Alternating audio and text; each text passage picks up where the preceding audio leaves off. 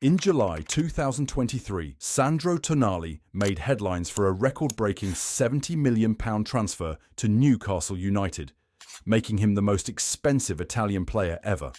He was a crucial part of AC Milan's league title in the 2021 to 2022 season. After his big transfer, Tonali delivered a moment that seemed to solidify his place in Newcastle's future. He scored a stunning goal. His goal was a masterpiece, reminding everyone why Tonali was worth the investment. But little did anyone know, that same week he was embroiled in a scandal that would leave his future, and the future of the sport itself, hanging in the balance. Tonali has now pleaded the betting on his team, AC Milan, while a player there in Serie A. But why, as an AC Milan player, would you bet on AC Milan matches? I mean, what the actual F? I don't even know what to say. Has a gambling addiction, and he's going to get a ban. He's going to get a ban. And I can't remember whether they said he deserves a ban, but he's going to get a ban. But yet again, it seriously is unfortunate. I look so forward to Sandro Tonali coming back, and yet again, it genuinely is just unfortunate. Tonali isn't alone in this. Ivan Toney, Daniel Sturridge, Kieran Trippier, and even Lucas Paquetá have all faced similar issues with gambling.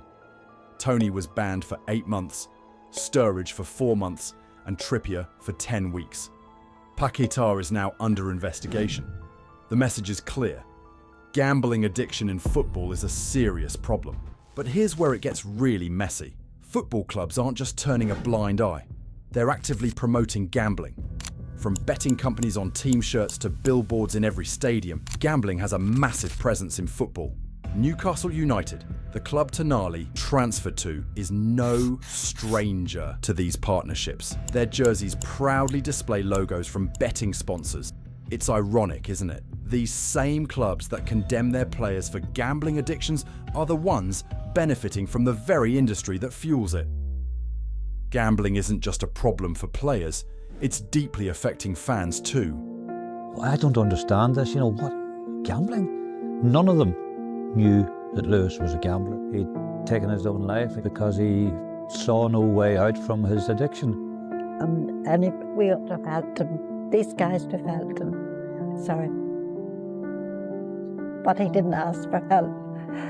I think he was too ashamed. Gambling has become a game in itself, but it's one that destroys lives. What started as a casual bet can quickly spiral into addiction. My first bet was on the way to a game. Me and a friend, 16, 17, went in and had £1 on an accumulator, which actually won. And it became a part of our ritual each and every week going to football thereafter. The money became secondary. Addiction for me is just this being out of control. I desperately wanted to stop, but I didn't know how. Football clubs profit from gambling, but when addiction takes hold, they wash their hands of it. No support, no responsibility. Clubs need to take more of a responsibility. For me, when I was younger, if I saw my favourite player drinking a particular sports drink, I'd badger my mum to go and buy me. and from where we're at now, I feel that gambling and football clubs are very closely linked, and I fear, looking back, if I was that 6, 7-year-old child, it wouldn't be the sports drink I'd be looking at, I'd see the gambling advertising. Football has the power to unite, to inspire, and to bring joy to millions. Michael Owen wins it! Aguero! A classic derby goal from Harry Kane! But it's under threat. It's time we start asking tough questions. Should football continue to promote gambling? This issue isn't just about players like Tonali. It's about the soul of football. Let's ensure football stays untainted, true to its roots, and free from the grips of gambling.